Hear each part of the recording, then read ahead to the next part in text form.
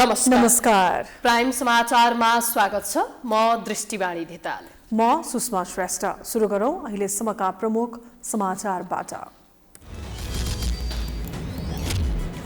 पहाडी भेगका सडक यात्रा असुरक्षित बन्दै सल्यानको कपुरकोटमा यात्रु बस दुर्घटनामा परि मृत्यु हुनेको संख्या 12 पुग्यो। 18 जना घाइते मध्ये अधिकांशको अवस्था गम्भीर। प्रधान न्यायाधीशको राजीनामा माग्दै बारले भोलिदेखि दोस्रो चरणको आन्दोलन गर्ने, इजलास चल्नै नदिने, व्यथिति अन्त्य गरेरै छाड्ने दाबी। राणा भने परामर्शमा। राजनीतिक र संवैधानिक गतिरोध अन्त्यका लागि बनेको सरकार असफल बन्दै जनताको समस्या समाधान छोडेर सत्ता टिकाउने खेलमा विकास निर्माण शून्य। मङ्सिरमा नेतृत्व चयन गर्न लागेको एमालेमा अध्यक्षमा ओली निर्विकल्प बन्दा माधवको साथ छोडेकाहरू बिचल्लीमा। पूर्व माओवादी नेतालाई संस्थापन पक्षको साथ। बाँदर आतंकका कारण पाल्पाका किसान समस्यामा। बाली नालीमा क्षति पुर्याएपछि उत्पादन घट्ने निश्चित। समाधानका लागि सरकारलाई आग्रह गरे पनि भएन पहल। चीनमा चिसो मौसम सुरु हुनु 23 दिन अघि नै आजदेखि हिउँ पर्न सुरु। आइतबार 10 वर्ष यताकै चिसो महसुस। र T20 विश्वकपमा भारत समूह चरणबाटै बाहिरियो। पाकिस्तान, इङ्ल्यान्ड, अस्ट्रेलिया र न्युजिल्यान्ड सेमिफाइनलमा।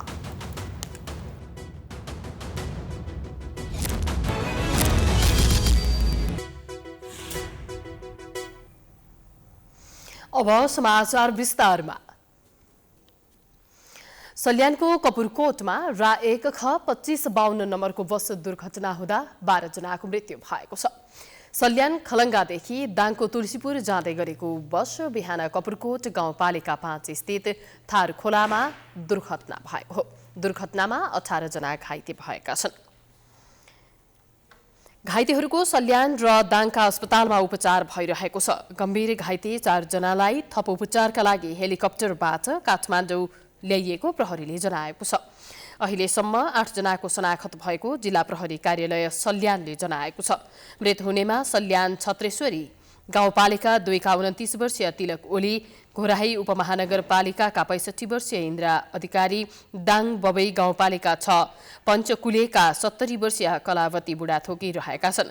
त्यसैगरी शारदा नगरपालिकाकी 53 वर्षीय प्रभा चलाउने, सोही नगरपालिका 2 की 61 वर्षीय मीना डाँगे, 3 नम्बर ओडाकी 66 वर्षीय लीला बुढाथोकी, त्रिवेणी 1 की 24 वर्षीय मीना शाही र बबही 4 की 60 वर्षीय डुली रेउले रहेका छन्। प्रहरीका अनुसार चालक भने फरार रहेका छन्। मृत्यु हुनेमा 10 महिला र 2 पुरुष रहेका छन्। दुर्घटनामा 5 जनाको घटनास्थलमै र 7 जनाको उपचारका क्रममा अस्पताल लैजाँदै गर्दा मृत्यु भएको प्रहरीले जनाएको छ। बसमा 31 जना सवार भएको बुझिएको छ। बस सडकदेखि 200 मिटर तल खोलामा खसेको थियो। तीव्र गतिका कारण दुर्घटना भएको हुन सक्ने प्रहरीको प्रारम्भिक अनुसन्धानले देखाएको छ। प्रधान न्यायाधीश चोलेन्द्र शमशेर जबराको राजीनामा मागेर आन्दोलित भएको नेपाल बार एसोसिएसनले सोमबारको इजलासलाई समेत चल्न नदिने भएको छ। दोस्रो चरणको आन्दोलन रणनीति बनाइरहेको बार जसरी भए पनि प्रधान न्यायाधीश जबरालाई हटाउन देशभरका बार र कानुन व्यवसायीहरूको सहयोग खोजिरहेको छ। एक रिपोर्ट। प्रधान न्यायाधीशले राजनीतिक भागभण्डा खोजेको भन्दै निरन्तर आन्दोलनमा होमिएको नेपाल बार एसोसिएसन दोस्रो चरणको आन्दोलनको तयारीमा छ।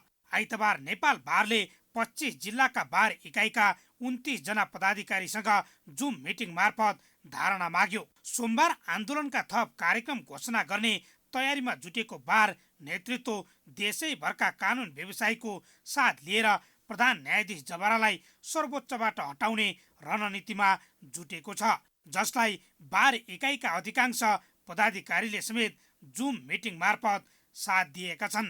प्रधान न्यायाधीशको राजीनामा पहिले आउनु पर्थ्यो। त्यत्रो उच्च आसनमा बस्ने सामान्य प्रधान न्यायाधीशज्यूले नैतिकताको सामान्य नियम पनि पालना नगरेर बसिरहनु यो चाहिँ सुहाउँदो कुरा भएन। त्यसैले उहाँले राजीनामा दिनुपर्छ। राजीनामा नदिएसम्म चाहिँ बारले आन्दोलन निरन्तर राखोस् र अबको आन्दोलन भनेको अलिक कडा किसिमको र देशभर सबै अदालत तहमा पनि आउने किसिमको कार्यक्रमहरू ल्याओस् भन्ने खालको सुझाव आएको छ। सबैको नआइकन हामीले यही नै निष्कर्ष हो, यही नै निर्णय हो भनेर अहिले मैले भन्न मिल्दैन, किनभने बाँकी अरू बारीकाको साथीहरूको पनि भनाइ हामीले सुन्नै छ। सोमबार पनि नेपाल बार एसोसिएसनले प्रधान न्यायाधीशको राजीनामाका लागि दबाब दिन बिहान 1 घण्टा कालो पट्टी बाँधेर विरोध प्रदर्शन गर्दैछ। न्यायालयको नेतृत्वले राजनीतिक कर्मीसँग भागभण्डा खोज्नु गलत भएको भन्दै विभिन्न जिल्लाका बार इकाइ समेत जबराको राजीनामा माग्दै आन्दोलनको पक्षमा उभिएका छन्। यसरी आन्दोलित हुने कानुन व्यवसायीहरू एउटा व्यक्तिको विपक्षमा मात्रै नभएर न्यायालयमा घुसेको राजनीति र न्यायाधीश कानुन व्यवसायीको लेनदेन मनोमानी विरुद्ध लड्नुपर्ने समय आएको बताइरहेका छन्। अहिले विवाद मिलाउनलाई प्रधान न्यायाधीशको राजीनामा मात्रै सबै थोक होइन र समग्र न्यायपालिकामा सुधार गर्नुपर्छ। यसको लागि सर्वोच्च अदालतको फुल बेन्चबाट माननीय हरिकृष्ण कार्कीको संयोजकमा गठित आयोग छ। आयोगले दिएका केही प्रतिवेदनहरू छन्, त्यसमा वकिलहरूको भूमिका, न्यायाधीशहरूको भूमिका, कर्मचारीहरूको भूमिका, त्यसमा बिचौलिया कसरी प्रवेश गर्छन्, बिचौलिया को हुन्छन् भन्ने समग्र त्यो प्रतिवेदन छ। त्यो प्रतिवेदन अध्ययन गरी त्यो प्रतिवेदनलाई कार्यान्वयन गरिनुपर्छ। नेपाल बार एसोसिएसनले दोस्रो चरणको आन्दोलनका कार्यक्रम सार्वजनिक गर्ने तयारी गरेसँगै बार र बेन्च बीचको द्वन्द्व थप चुलिने देखिएको छ। जिल्ला इकाइ र अधिकांश कानुन व्यवसायीको साथ पाएको बार नेतृत्वले प्रधान न्यायाधीशको राजीनामालाई एक सूत्रीय एजेन्डा बनाउँदा जबरा भने कानुनी प्रक्रिया बाहेकबाट आफू नहट्ने अडानमा छन्। सर्वोच्च अदालतकै न्यायाधीशहरू समेत प्रधान न्यायाधीश जबरा विरुद्ध एकमत भएर बारको आन्दोलनको सहयोगी बन्दा अदालतमा पुगेका रिट निवेदन माथिको सुनवाई प्रभावित हुँदै आएको छ। कानुन व्यवसायीहरू दुई कित्तामा विभाजित भइरहँदा दलहरू न्यायालयको विवाद आन्तरिक रूपमै मिलाउनु पर्ने जवाब दिएर आफैले घुसाएको राजनीति भित्रको फोहोरी खेलको रमिते बनिरहेका छन्। प्रधान न्यायाधीशको राजीनामा मागेर नेपाल बारले पहिलो चरणको आन्दोलनपछि अब दोस्रो चरणको आन्दोलनको तयारी गरिरहेको छ। सर्वोच्च अदालतका न्यायाधीशले पनि बन्दी प्रत्यक्षीकरण बाहेकका मुद्दा हेरेका छैनन्। यस्तो अवस्थामा सत्ता साझेदार 5 दलीय गठबन्धनले न्यायालयका विषयमा कसरी निकास खोज्ला भन्ने आम चासो बढेको छ। एक रिपोर्ट। सत्ता साझेदार 5 दलीय गठबन्धन अहिलेसम्म पर्ख र हेरकै अवस्थामा छ। तर यसरी देश चलाउन समस्या हुन्छ भन्ने विषय पनि गठबन्धनका शीर्ष नेताले राम्रोसँग बुझेका छन्। सकेसम्म न्यायालयबाटै निकास निस्कियोस् भन्ने पक्षमा सरकारको नेतृत्व गरिरहेको काङ्ग्रेसको धारणा आइरहेको छ। तर अब यसरी कति दिनसम्म कुर्ने भन्ने प्रश्न पनि काङ्ग्रेसका सामु उठेको छ। देशको नीति नियम कानुन निर्माण गर्ने संसद प्रभावकारी रूपमा चल्न नसकेकोमा पनि गठबन्धन जवाफदेही बन्नुपर्ने अवस्था देखिएको छ। त्यसमाथि अन्यायमा परेर न्याय खोज्न अदालतका ढोकामा आइपुगेका झन्डै 30,000 मुद्दा थाती राखेर गठबन्धनले न्यायालयलाई कसरी थेग्न सक्छ भन्ने प्रश्न पनि उठेको छ। प्रधान न्यायाधीश चोलेन्द्र शमशेर जबराले राजीनामा नगरेसम्म न्याय सम्पादन नगर्ने न्यायाधीश र नेपाल बारको आन्दोलनलाई जति कमजोर बनाउन खोजे पनि आखिरी निकासको उपाय के हो भनेर खोज्नै पर्ने अवस्था सरकार चलाउने सत्ता साझेदार दलका शीर्ष नेताका सामु न्यायालयको समस्या तगारो बनेर तेर्सिएको छ। यस विषयमा गठबन्धनले अब के निर्णय गर्ला त? हामीले कुरा उठाउने हो, आवाज बुलन्द गर्ने हो, भन्ने हो, घसघस्याउने हो र उहाँले हाम्रो कुरा सुन्नुपर्छ, जनताको आवाज सुन्नुपर्छ र जनताको इच्छा र चाहना अनुसार अगाडि बढ्नुपर्छ। राजनीतिक विश्लेषकहरूले भने अहिलेको समस्या समाधान सत्ता गठबन्धनले नै गर्नुपर्ने बताएका छन्। अब न अदालतको चाहिँ त्यत्रो बहस सुप्रिम कोर्टमा भइरहेको न त्यतापट्टि उहाँको ध्यान छ होइन। अब कन्ट्रोभर्सियल कुरा चाहिँ एमसिसी हो एकदमै। अब त्यसलाई अहिले उहाँले सक्नुहुन्छ पार्लियामेन्टमा पास गर्नलाई? त्यो कति गाह्रो होला होइन, त्यो सम्भव म देख्दिनँ अहिले होइन। त्यस कारणले त्यस्ता ती चाहिँ सम्भव नहुने कुराहरूमा अहिले चाहिँ त्यसलाई चाहिँ त्यो प्यान्डोरा बक्स खोलेर बेकारको चाहिँ कन्ट्रोभर्सीमा पर्नुभन्दा जे सकिन्छ त्यसलाई अहिले अगाडि बढाउँदाखेरि उहाँको पनि हित हुन्थ्यो भन्ने मलाई लागेको छ। प्रधान न्यायाधीश विरुद्ध नेपाल बारको आन्दोलन र सर्वोच्च अदालतका न्यायाधीशको बन्दी प्रत्यक्षीकरण बाहेक बेन्च बहिष्कारको आन्दोलनका विषयमा सत्ता गठबन्धनले कुनै न कुनै मध्यमार्गी उपाय नखोजेसम्म त्यसै मत्थर भएर टुङ्गोमा पुग्ने अवस्था देखिँदैन। अर्कातिर प्रधान न्यायाधीशलाई कुनै कानुनी आधार बिना पदबाट हटाउन पनि गठबन्धनलाई सजिलो छैन, किनभने राजीनामा माग्दैमा प्रधान न्यायाधीशले राजीनामा दिने नजिर बस्यो भने भोलिका दिनमा न्यायालयभित्र अहिलेको भन्दा झन ठुलो भाँड भैलो नहोला भन्न सकिन्न। यी सबै विषयलाई सोचेर र विचार गरेर बेलैमा गठबन्धनमा सामेल दलका शीर्ष नेताले छिटो निकास खोज्नका लागि कुनै न कुनै निर्णय गर्नै पर्ने अवस्था सिर्जना भएको छ। हरिशरण तिमल सिन्हाको रिपोर्ट। देशमा अहिले पनि झण्डै 2/3 सरकार छ। 5 दलीय गठबन्धनको यो सरकारले जनजीविका र जनताको चाहना अनुसार विकास निर्माणका कामलाई अगाडि बढाएर सरकार चलाउन नसकेको सर्वत्र गुनासो बढ्न थालेको छ। सत्ता साझेदार दलबीच बनेको नीति र कार्यक्रममै समावेश नभएको एमसीसी प्रकरणले अहिले तरङ्ग पैदा गरेको छ। एक रिपोर्ट। सुविधाजनक बहुमत रहेको यो सरकारले देशमा अहिले देखिएको अन्योलतालाई चिरेर देश चलाउन नसकेको सर्वत्र गुनासो बढिरहेको छ। देशमा विकास निर्माणको काम ठप्प प्राय छ। बेमौसमी वर्षाले धानबाली नोक्सान भएर पीडामा परेका किसानहरूलाई राहतसम्म उपलब्ध गराउन सकिएको छैन। न्यायालयमा देखिएको समस्या समाधानमा सत्ता साझेदार दलका नेता र सरकार रमिते बनिरहेका छन्। अधिकांश राजनीतिक दलका नेताले आफ्नो ध्यान महाधिवेशनतिर लगाएका छन्। सरकारले काम गर्न नसक्दा प्रमुख प्रतिपक्षी दलले गजगच्याउनु पर्ने हो, त्यो काम पनि भएको छैन। अहिले प्रमुख प्रतिपक्षी दलले पनि सरकारलाई सही दिशामा अगाडि बढाउने पहल गरेको अवस्था छैन। देशको नीति निर्माण गर्ने संसदले प्रभावकारी काम गर्नुपर्ने समयमा नेकपा एमाले सभामुखका कारण प्रतिनिधि सभाको काम गर्न नसकेको आरोप लगाउँदै आएको छ भने सत्ता गठबन्धन त्यसलाई स्वीकारेर अगाडि बढ्ने पक्षमा देखिँदैनन्, जसका कारण देशमा राजनीतिक गतिरोध झनझन बढ्दो छ। यस्तै देशको सर्वोच्च अदालतमा देखिएको प्रधान न्यायाधीश विरुद्धमा न्यायाधीश र बारको आन्दोलनले देश झन गम्भीर सङ्कटतिर धकेलिने अवस्था त आउँदैन भन्ने चिन्ता बढिरहेको छ। यो गठबन्धन एउटा विशिष्ट परिस्थितिमा बनेको गठबन्धन हो। खास गरिकन संविधानको रक्षा गर्ने, लोकतन्त्रको रक्षा गर्ने, प्रतिनिधि सभालाई पूर्ण कार्यकालसम्म काम गर्न दिने भन्ने जुन हाम्रा विचारहरू मिले ती सन्दर्भमा ती विषयहरूलाई लिएर हामीले गठबन्धन गरेका हौँ।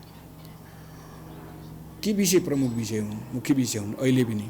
अब त्यहाँभित्र काम गर्न परेका 18 विषयहरू गौण विषय हुन्। सत्ता साझेदार दलका बीचमा बनेको साझा नीति र कार्यक्रममा एमसीसी सम्झौताको विषय उल्लेख छैन। सरकार चलाउन बनाएको नीति र साझा कार्यक्रममा उल्लेख नभएको विषय एमसीसी सम्झौता संसदबाट अनुमोदन गर्ने भन्ने चर्चाले अहिले सबैभन्दा बढी राजनीतिक वृत्तमा महत्त्व पाएको छ। सबै समस्याका विषयमा सत्ता गठबन्धनका शीर्ष नेताहरूले छलफल गरिरहे पनि निष्कर्ष आएको छैन। स्वाभाविक रूपले विभिन्न विचार सिद्धान्तबाट हामी एक ठाउँमा परिस्थितिवश आएका छौँ। अब हाम्रो प्रधानमन्त्रीज्यूलाई अलिकति कुनै निर्णय गर्दाखेरि सबैको विचार लिएर, सबैको सहयोग लिएर गर्नुपर्छ। एक दुईवटा कामहरू हामी आउन अगाडि पनि आएपछि पनि एक्कासी निर्णय गर्दाखेरि कस्तो देखिया छौँ भने अब एक्लै त काङ्ग्रेसको सरकार होइन, हामी पनि छौँ। निर्णय गर्दाखेरि सबैको सहयोगी भूमिका हुनुपर्छ। राजनीतिक दलहरूले विकास निर्माण र जनहितका विषयलाई महत्त्व दिनुपर्ने हो, तर त्यस्ता विषयलाई ध्यान नदिएर अनावश्यक विषयमा विषयान्तर गरी समय खेर फाल्ने र व्यर्थको बस चलाएर देशलाई तरङ्गित बनाइरहेका छन्, जुन विषय आम जनताले बुझ्न सकेका छैनन्। प्रधानमन्त्रीको अभिव्यक्तिले अहिले देश तातेको छ भने सत्ता गठबन्धनभित्र मात्र होइन, प्रमुख प्रतिपक्षी दलभित्र पनि खैलाबैला मचिएको छ। आवश्यक विषयले देशमा महत्त्व पाउनुपर्नेमा अनावश्यक विषयलाई प्रधानमन्त्रीले प्राथमिकता दिएको भन्ने आम बुझाइ छ। यस विषयलाई सत्ता गठबन्धनका शीर्ष नेताले नै जनता सामु प्रश्न पार्नुपर्ने अवस्था सृजना भएको छ। मुलुकलाई निकास दिने लोकतान्त्रिक मूल्य र मान्यतालाई आत्मसात गर्दै केन्द्र र प्रदेश सरकारले काम देखाएर वर्तमान चुनौतीलाई चिर्नुपर्ने अहिलेको समयमा अनावश्यक बहसमा लागेर समय खेर फाल्दा देश कसरी अगाडि बढ्छ र जनताको आधारभूत आवश्यकता कसरी पूरा हुन्छ भनेतिर सरकारले सोच्ने कि? प्राइम एचडीका लागि हरिशरण तिमल सिन्हाको रिपोर्ट। देशमा अहिले पनि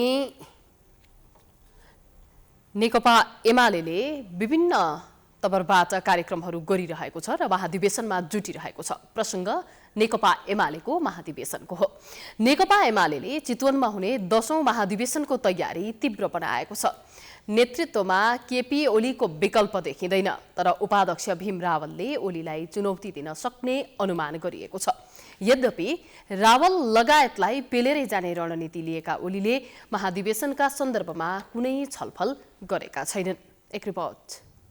नेकपा एमालेको नेतृत्वमा केपी शर्मा ओली अनौपचारिक रूपमा अनुमोदित भइसकेका छन् भन्दा फरक नपर्ला। ओलीले दोस्रो पटक अध्यक्ष बन्नका लागि अनुकूल हुने गरी विधान नै संशोधन गरिसकेका छन्। भावी अध्यक्षका रूपमा हेरिएका केही नेताहरूले पनि ओली नै निर्विकल्प अध्यक्ष भएको स्वीकार गरिसकेका छन्। अघिल्लो महाधिवेशनबाट निर्वाचित महासचिव भएका ईश्वर पोखरेलले समेत ओली नै अबको अध्यक्ष भएको स्पष्ट पारिसकेका छन्। नेसनल पोलिटिक्स दुईटा पोलमा पोलराइज छ। एउटा पोलको लिड एमालेले गरेको छ, जुन एमालेलाई केपी ओलीले नेतृत्व गर्नुभएको छ। यस्तो बेलामा अर्को पोलमा गठबन्धन छ। त यो दुईटा पोलमा पोलराइज भएको पोलिटिक्स भएका कारणले एमालेले लिड गरेको पोलिटिक्स जुन छ त्यसको नेता त केपी ओली हो नि। यो एक ढङ्गले भन्यो भने यो तीव्र प्रतिस्पर्धाको बेलामा एमालेलाई लिड गर्ने लिडरको रूपमा रहनुभएको केपी ओली त स्वाभाविक छ। अपरिहार्य हो भने के स्थापित गर्नुपर्ने, जबरजस्ती स्थापित गर्नुपर्ने हो, त्यस्तो कुरै होइन। केपी ओली आफ्नै योग्यताले आफ्नै भूमिकाले स्थापित हुनुहुन्छ। एमाले विधान संशोधन गरेर वरिष्ठ उपाध्यक्षको पद सृजना गरेको छ। उक्त पदमा ओलीले जसलाई चाह्यो उसैलाई जिताउन सक्ने देखिन्छ। त्यसैले अध्यक्षमा ओलीलाई सहजै छोडिदिएर वरिष्ठ उपाध्यक्ष पद हत्याउनका लागि नेताहरूको दौडधौप छ। ओली विरोधी खेमाका नेता तथा उपाध्यक्ष भीम रावलले पनि वरिष्ठ उपाध्यक्ष पद पाउने अपेक्षा गरेका छन्। तर 10 बुँदे सहमति कार्यान्वयन नगरेर रावललाई चिडाएका ओलीले वरिष्ठ उपाध्यक्ष पद पनि आफू निकट कुनै एक नेतालाई दिने सम्भावना बढी छ। त्यसैले पनि यति बेला रावल के गर्ने कसो गर्ने भन्नेमा रहेका छन्। विगतदेखि नै ओली इतर पक्षका नेताका रूपमा चिनिएका रावलले ओलीलाई चुनौती दिन नेतृत्वमा पनि दावी गर्न सक्ने अनुमान गरिएको छ। स्वयं रावलले भने आफ्नो उम्मेदवारीका विषयमा कुनै तयारी नगरेको बताएका छन्। 10 बुँदे सहमति कार्यान्वयन नभएर रुष्ट भएका रावलले महाधिवेशनमा कसले कुन पदमा उम्मेदवारी दिने भन्ने विषयमा पनि पार्टीभित्र छलफल हुनुपर्ने माग गरेका छन्। हामीले अहिलेसम्मका बैठकहरूमा यो उम्मेदवारीको स्थिति हामी कसरी अगाडि बढाउँछौँ, कसरी को केमा उठ्छन्, छलफलै भएको छैन। मैले बरु यसमा जिज्ञासा राखेको थिएँ, होइन अब महाधिवेशन आउन लागिसक्यो, होइन यत्रो ठुलो पार्टीमा म एकदम ठिक भन्नुभयो तपाईँले, तपाईँको जिज्ञासा एकदम उचित छ। लोकतन्त्रमा विश्वास गर्ने, जनताको बहुदलीय जनवाद भनेको नै प्रतिस्पर्धामा विश्वास गर्ने हो, आवधिक निर्वाचनमा विश्वास गर्छ, कानुनी शासनमा विश्वास गर्ने हो, विधि र पद्धतिमा विश्वास गर्ने हो। त्यो भन्ने बित्तिकै त अहिलेसम्म छलफल गरिसक्नु पर्थ्यो। यो कार्यसूची स्वयं अध्यक्ष र सम्बन्धित हाम्रा पार्टीका नेताहरूले बैठकमा ल्याउनु पर्थ्यो, अहिलेसम्म आएको छैन। 10 बुँदे सहमतिका आधारमा विगतमा माधव नेपालको साथमा रहेका नेताहरू एमालेमा स्थापित हुन कठिन भइरहेको छ। नेपालको साथ छोडेपछि उनीहरू एकजुट हुन पनि सकेका छैनन्। यस्तो अवस्थामा आगामी महाधिवेशनले ओली पक्षधरलाई राम्रैसँग स्थापित बनाउने र रावल लगायतका असन्तुष्ट पक्षलाई पाखा लगाउने देखिन्छ। समाचारको सिलसिला जारी छ, हामी विश्रामपछि आउँछौँ।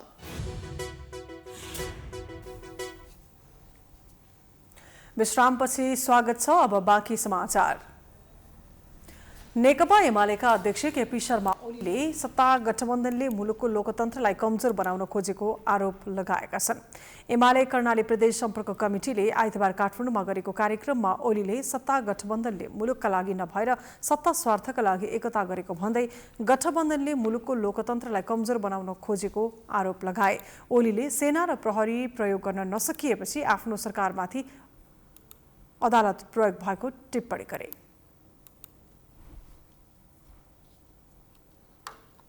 राज्यको हार्डवेयर जुन छ, सेना प्रयोग हुन पाएन, पुलिस प्रयोग हुन पाएन, अदालत प्रयोग गर्दैखेरि काम पुग्ने भएको हुनाले अदालतले नै परमादेश गरेर प्रधानमन्त्री छुट्टी अर्को एउटा प्रधानमन्त्री जडान गरिदियो। त्यस मार्फत कन्ट्रोल गर्न सोझै कानुनको मात्रै हिसाबले पनि हुँदैन, सेना प्रहरीको हिसाबले, अदालतको हिसाबले मात्रै, हिरासतको हिसाबले मात्रै ठुलो समुदायलाई सधैँ कन्ट्रोल गरिरहन सकिँदैन। किनभने प्रतिक्रियावादी शासकहरूको सङ्ख्या सानो हुन्छ र आम श्रमजीवी जनता जो परिवर्तन चाहन्छन् तिनको सङ्ख्या ठुलो। अब पनि अनेक प्रतिगामी परमादेश आउन सक्ने भन्दै उनले एमाले मुलुक र लोकतन्त्रलाई तलमाथि हुन नदिने बताए। एमाले नभएको भए 17 साल दोहोरिने खतरा देखिएको उनको तर्क छ। एमालेका लागि सरकार नभएर मुलुक पहिलो प्राथमिकता भएको स्पष्ट पारे। एमाले अध्यक्ष ओलीले बाबुराम भट्टराई भूमिगत हुँदा उनका छोराछोरी बेलायत पढ्न गएको भन्दै आम्दानी र भिजाका विषयमा प्रश्न उठाए। अगाडिको पङ्क्तिमा थिए ती लडेर मर्नेले चाहिँ जितेनन् होला र त्यो लडाइँ गरेनन् होला र हाम्रा पुर्खाले चाहिँ आर्जियाको होइन ज्यान दिएर मरेर।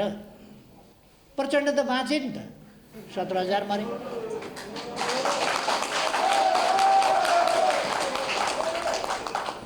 बाबुराम त बाँचे, बाबुरामका छोराछोरी त बेलायत पढ्थे। हामी बेलायत जाने भिसा पाउँदैनथ्यौँ, बाबुरामका छोराछोरीले भिसा पाउँथे। कसरी होला, के जादु होला त्यसमा भन्नुहोस्। उनले अहिले विभिन्न स्थानमा एमाले प्रवेश गर्नेको लहर चलेको भन्दै एमाले अब सशक्त भएर अघि बढ्ने दावी गरे। मिथिला क्षेत्रमा हर्षोल्लासका साथ मनाइने छठ पर्वको तयारी सुरु भएको छ। दीपावली सकिएसँगै तराईमा छठ पूजाको सामग्री किनमेल गर्ने व्यक्ति बजारमा देखिएका छन्। अहिले तराई मधेसको प्रमुख बजारमा निकै चहल पहल बढेको छ।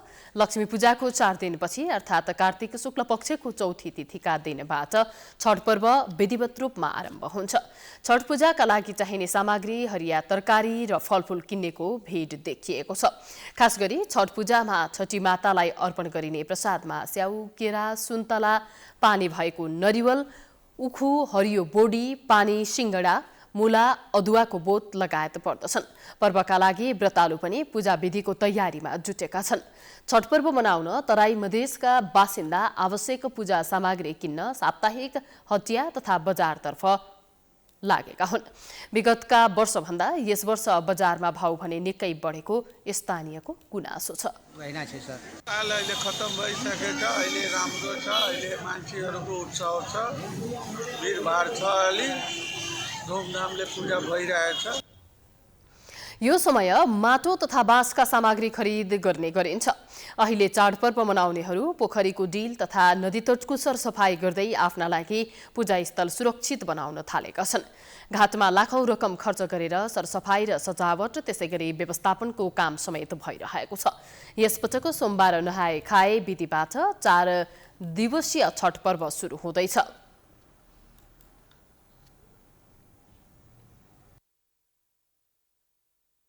24 गते सायंकाली अर्घ्य अपन आबि के पोखरि में सब अपन ध्यान करते। 25 गते सूर्य प्रातःकालीन अर्घ सवेरे आबि के सब अपन पोखरि में अपन आबि के पूजा पाठ अपन जाके विसर्जन। लोकास्ताको छठ पर्व अन्तर्गत मंगलबार खरना, बुधबार साँझ अस्ताउँदो र बिहिबार बिहान उदाउँदो सूर्यलाई सम्पूर्ण पूजा सामग्री सहित अर्घ्य दिएपछि पर्व सम्पन्न हुनेछ। यो पर्व मनाउँदा चर्मरोग निको हुने, पुत्र लाभ हुने, आर्थिक विपत्तिबाट समृद्धितर्फ लागिने तथा सुख शान्ति प्राप्त हुने जनविश्वास रहेको छ। जंगलबाट बाँदरको बथान गाउँ पुग्न थालेपछि पाल्पाका किसान समस्यामा पर्दै आएका छन्। किसानले खेतबारीमा लगाएको अन्नबालीमा क्षति पुर्याएपछि किसान मर्कामा परेका हुन्। बाँदर धपाउने क्रममा किसानहरूलाई नै झम्टने गरेका कारण स्थानीय थप आतंकित बनेका छन्। एक रिपोर्ट। पाल्पाको तान्से नगरपालिका क्षेत्रमा जंगलबाट बाँदरको हुल गाउँ पस्न थालेपछि स्थानीय त्रासित भएका छन्। बाँदरले खेतबारीमा लगाएको अन्नबाली खाएर सकाप पारेपछि किसान चिन्तित भएका छन्। बाँदर धपाउने क्रममा मान्छेलाई नै लखेट्न थालेपछि किसान जोखिममा समेत परेका छन्। वनमा जडीबुटी, फलफूल र कन्दमूल खाएर बस्ने बाँदरहरू हिजो आज गाउँ पस्न थालेका छन्। बारीमा लगाइएको तरकारी, फूल, तोरी, केरा लगायत बाली बाँदरले नष्ट गरेको स्थानीयको गुनासो छ। बाँदरले धेरै सताएको छ। यहाँ केही खेती पनि राख्दैन। मकैमा आउँछ, अहिले पनि घर घरमा गएर कतै राखेको छ। मान्छे ढोका लाएर भित्र बस्ने पर्ने भइराखेको छ। बाँदर धेरै नै अत्याचार गरेर अतिजो भएको छ। बाँदरले साह्रै अत्याचारमा परेछौँ हामी, धेरै दुःख भएको छ। मकै बारीका नभएर घरका मकै पनि बाँदरले आउँदै ढोका घुटेर्दै लैजाँदै खोल्दै, ढोका पनि खोल्न थाले बाँदरले। धेरै अत्याचार गरेको छ, मान्छेलाई टोक्ने वार्ने पिछार्ने पनि गरेको छ। किसानले स्याहारेर घरभित्र लगेको बाली खान समेत बाँदर घरभित्र बस्न थालेपछि किसान समस्यामा परेका छन्। गाउँ नै मिलेर बाँदर धपाउने प्रयास गरे पनि असफल भएको किसानको गुनासो रहेको छ। बालबालिका तथा महिलाहरूलाई बाँदरले आक्रमण गर्ने गरेका कारण स्थानीय त्रासित भएका छन्। अन्नबाली तथा जीवधनको सुरक्षाका लागि किसानहरूले स्थानीय तहसँग माग गरेका छन्। बाँदरले साह्रै दुःख दियो। बाँदरले त हामीलाई खाना खान पनि दिएन, भित्र राखेको पनि जम्मै खाइदिन्छ, न घर बाहिर निस्कन सकिन्छ। आज त भात खाना पनि दिएन मलाई बाँदरले, साह्रै रुवायो। यो बाँदरले हैरान पार्यो, खाना बस्न दिएन, पकाएको भात पनि लगिदियो, थालको भात पनि लगिदियो। के गरेर हुन्छ, यो उपलब्ध गराउनु पर्यो सरकारले। सरकारले कृषिमा आधुनिकीकरण गर्दै जाने बताउँदै आएको छ, तर तिनै किसानले कहिले प्राकृतिक विपत्ति त कहिले जंगली जनावरको कारण ठूलो क्षति बेहोर्दै आएका छन्। किसानको समस्या तत्काल सम्बोधन गर्दै दीर्घकालीन रूपमा बाँदर नियन्त्रण गर्न तर्फ सरकारको ध्यान जान जरुरी छ। पाल्पाबाट अनिता घिमिरेको रिपोर्ट।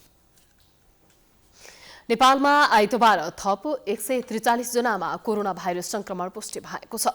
देशभर गरिएको 1980 पीसीआर परीक्षणका क्रममा 141 जना र 353 एन्टिजेन परीक्षणका क्रममा 2 जनामा कोरोना भाइरस संक्रमण पुष्टि भएको स्वास्थ्य मन्त्रालयले जनाएको छ। यो सँगै नेपालमा कोरोना संक्रमितको संख्या 9,09,375 पुगेको छ। त्यसैगरी कोरोनाका कारण थप 9 जनाको मृत्यु भएको छ। हालसम्म नेपालमा कोरोनाका कारण 11,448 जनाको मृत्यु भइसकेको छ। थप 563 जना कोरोना मुक्त हुँदा हालसम्म नेपालमा 7,95,397 जना कोरोना भाइरस संक्रमणबाट मुक्त भएका छन्।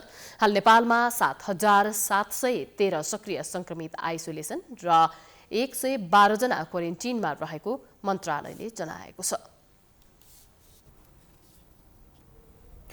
काली गण्डकी नदीको बालुवा र गिटी निकाल्न प्रशासनले रोक लगाएपछि पर्वतका विपन्न समुदाय समस्यामा परेका छन्। नदीको बालुवा र गिटी निकाली रोजीरोटी चलाउँदै आएका मालढुङ्गाका करिब 200 माझी र सुकुम्बासी परिवारलाई घर खर्च चलाउने चिन्ताले सताएको छ। एक रिपोर्ट।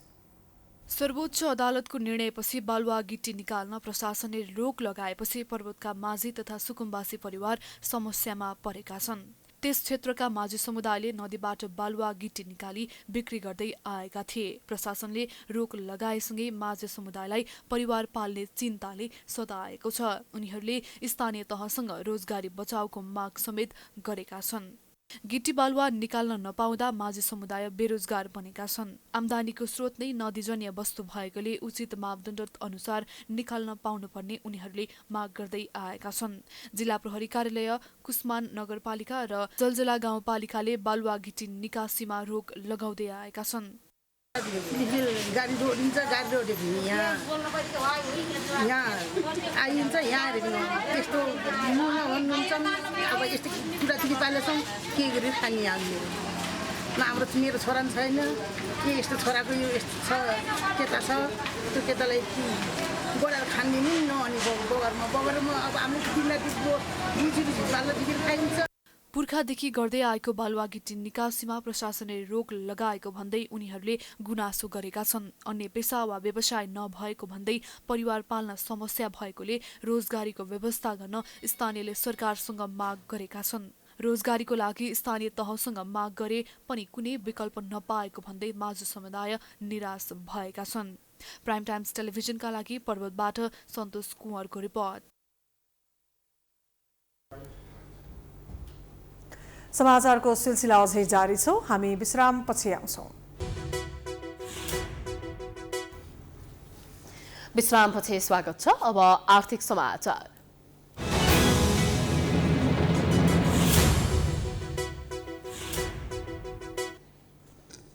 पछिल्लो समय अर्थतन्त्रका अधिकांश परिसूचकहरू नकारात्मक देखिँदै गएका छन्। सरकारी तथ्याङ्कले नै अर्थतन्त्रका सूचकहरू सकारात्मक नदेखिएको हो। नकारात्मकतिर गएको अर्थतन्त्रलाई उकासेर अगाडि बढाउनु पर्ने चुनौती सरकार सामु देखिएको छ। एक रिपोर्ट। नेपाल राष्ट्र ब्याङ्कले पछिल्लो समय सार्वजनिक गरेको आधिकारिक तथ्याङ्कले नै नेपालमा आर्थिक सूचकहरू एकपछि अर्को नकारात्मक बन्दै गएको देखिएको छ। तथ्याङ्कले मुद्रास्फीति 3.49% देखिएको छ, तर वास्तविक रूपमा महसुस गरिएको मुद्रास्फीति योभन्दा धेरै माथि छ। आयात करिब 76%ले बढेको छ। रेमिटेन्स आप्रवाह 6.3%ले बढे पनि अघिल्ला वर्षहरूको तुलनामा यो दर घटेको छ। शोधनान्तर स्थिति अघिल्ला समयमा बचतमा देखिए पनि पछिल्लो समय 83 अर्ब 41 करोडले घाटामा छ। कुल विदेशी विनिमय सञ्चिति 11 अर्ब 14 करोड अमेरिकी डलर रहेको छ। ब्याङ्किङ क्षेत्रसँग रहेको विदेशी विनिमय सञ्चितिले 8.6 महिनाको वस्तु आयात र 7.8 महिनाको वस्तु तथा सेवा आयात धान्न पर्याप्त रहने देखिन्छ। यो सञ्चिति घट्दै गएको र 6 महिनाभन्दा तल झरी चुनौतीपूर्ण मानिनेछ। समग्रमा अर्थतन्त्र चुनौतीपूर्ण अवस्थामा देखिएको विश्लेषण हुन थालेको छ। उत्पादन छैन, 70, 72, 75% वस्तु र सेवा वस्तु हामी बाहिरबाट ल्याएर खान्छौँ। वैदेशिक मुद्रा अब 8 महिनाभन्दा बढीको लागि चाहिँ वस्तु र सेवा ढाल्न नसक्ने स्थितिमा 7 महिनाको लागि पुगिसक्यो। 6 महिनाभन्दा ओह्रालो लाग्यो भने हामी त्यो खतराको घन्टी बज्छ। यी आदि कारणले गर्दाखेरि हाम्रो अर्थतन्त्र अहिले चुनौतीपूर्ण भएको मैले महसुस गरेँ। राजनीतिक खिचातानी, वैदेशिक लगानी भित्रन नसक्नु, कोरोनाका कारण उत्पादन, ढुवानी र बजारको सम्बन्ध टुट्नु, श्रमको सम्बन्ध टुट्नु, उद्योगहरू बन्द हुनु, विदेशी मुद्रा आर्जन बढ्न नसक्नु जस्ता कारण अर्थतन्त्रमा अझै समस्या निम्तिने देखिएको छ। संरचनागत परिचालनका चुनौतीहरू छन्, व्यवस्थापकीय चुनौतीहरू छन्, प्राविधिक शक्तिहरूको चुनौतीहरू छन्, निर्माण व्यवसायीका क्षमताका चुनौतीहरू छन्, समयमा बजेट निकासा गर्ने, फाइल उठाउने, भुक्तानी गर्ने चुनौतीहरू छन्। यो एउटा चुनौती नभएर समग्रमा हाम्रा संरचनागत चुनौतीहरू र राष्ट्र निर्माणप्रतिको प्रतिबद्धता र मैले मेरो ड्युटी समयमा पुरा गर्नुपर्छ भन्ने प्रतिबद्धताका चुनौतीहरू नै मुख्य चुनौती हुन्। विदेशी ठुला अर्थतन्त्र पनि धराशायी देखिँदा नेपाली अर्थतन्त्र प्रभावित हुने देखिन्छ। यही अवस्था रहे अर्थतन्त्रमै मन्दी आउने आशंका गरिएको छ। विश्वको अर्थतन्त्र, चीनको अर्थतन्त्र, युरोपको अर्थतन्त्र, जापानको अर्थतन्त्र, भारतको अर्थतन्त्र ओह्रालो लागेको अवस्थामा अमेरिकाको अर्थतन्त्र त्यही ढङ्गले सधैँ उकालो लाग्न सक्दैन। त्यो अन्तर सम्बन्धित विषय हो। बजार त अरू पनि हुन्, कच्चा पदार्थ अरू ठाउँमा पनि प्रयोग गर्नुपर्छ। विश्व नै अहिले 1930 को मन्दीको तहमा पुग्छ कि भनेर मान्छे डर मानिराखेको छ। इन्धनको मूल्य बढ्दा बजारमा अझै सबै क्षेत्रको मूल्य वृद्धि भई झनै समस्या निम्तिनेतर्फ चिन्ता व्यक्त गरिएको छ।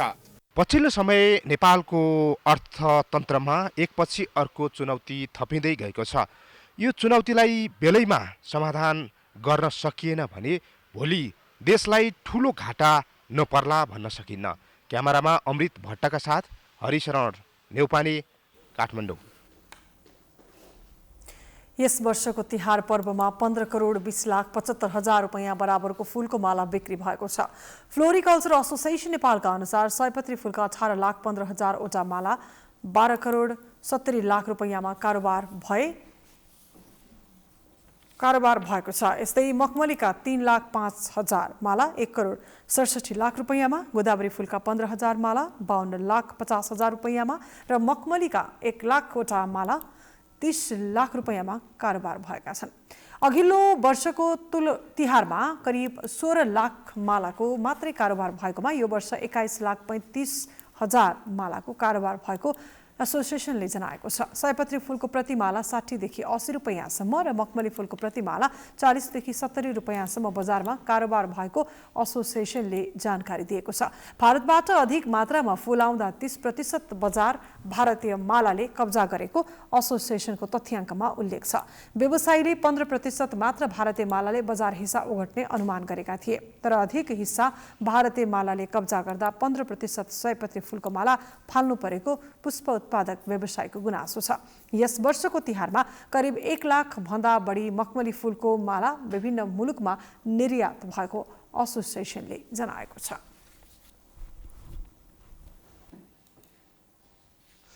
अब अन्तर्राष्ट्रिय समाचार।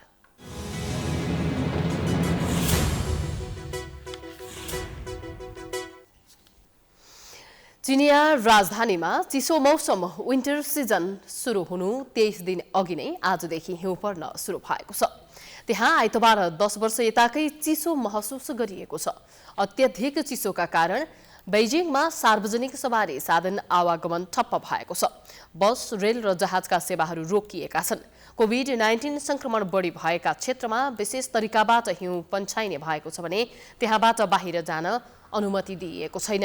हिउँ पन्छाउनका लागि बेइजिङ महानगरले 56,000 जनालाई तैनाथ राखेको छ भने 33,000 जनालाई हिउँ पगाल्न उपस्थित गराएको छ।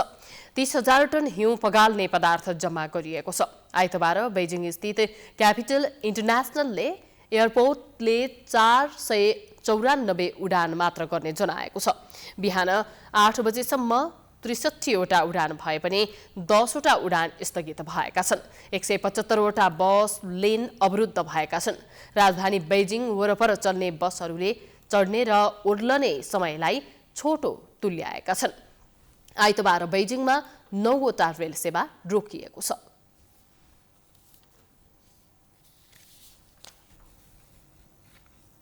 अब खेलकुद समाचार।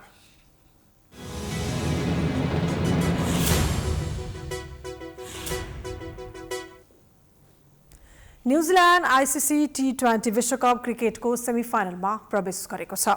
सुपर 12 अन्तर्गत समूह 2 मा अफगानिस्तानलाई आज आइतबार 8 विकेटले पराजित गर्दै न्युजिल्यान्ड सेमिफाइनलमा प्रवेश गरेको हो। न्युजिल्यान्डको 5 खेलमा चौथो जित हो। यसअघि लगातार 4 खेल जित्दै पाकिस्तान यसै समूहबाट अन्तिम 4 मा प्रवेश गरिसकेको छ। न्युजिल्यान्डको जितसँगै समान 2-2 खेल खेलेको भारत र अफगानिस्तान प्रतियोगिताबाट बाहिरिएका छन्। भारतले सुपर 12 को अन्तिम खेल नामिबिया विरुद्ध सोमबार खेल्नेछ। समूह 1 बाट भने इङ्ल्यान्ड र अस्ट्रेलिया पनि सेमिफाइनलमा प्रवेश गरिसकेका छन्। आजको खेलमा न्युजिल्यान्डले 125 रनको लक्ष्य 18.1 ओभरमा केवल 2 विकेट गुमाएर पूरा गर्यो। न्युजिल्यान्डको जितमा कप्तान केन विलियमसनले सर्वाधिक 40 रन जोडे। अफगानिस्तानका राशिद खान र मुजिब उर रहमानले समान 1-1 विकेट लिए। यसअघि टस जितेर पहिले ब्याटिङ गरेको अफगानिस्तानले निर्धारित ओभरमा 8 विकेट गुमाएर 124 रन जोड्यो। अफगानिस्तानका लागि नजिबुल्लाह जदरनले सर्वाधिक 73 रन जोडे। न्युजिल्यान्डका लागि ट्रेन्ट बोल्टले सर्वाधिक 3 विकेट हात पारे।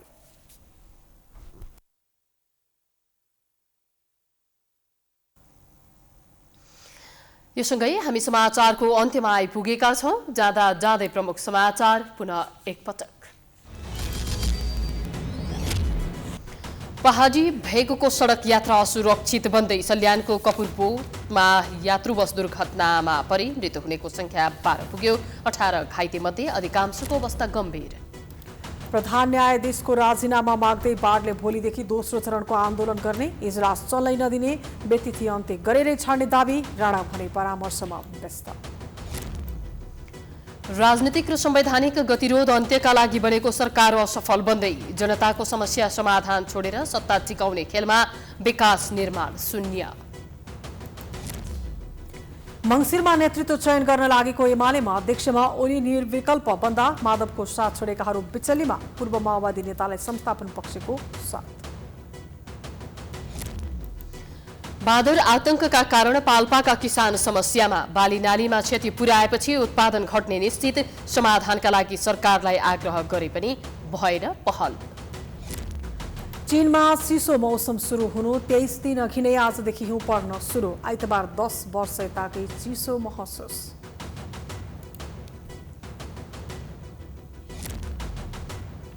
र T20 विश्वकपमा भारत समूह चरणबाटै बाहिरियो। पाकिस्तान, इङ्ल्यान्ड, अस्ट्रेलिया र न्युजिल्यान्ड सेमिफाइनलमा प्रवेश।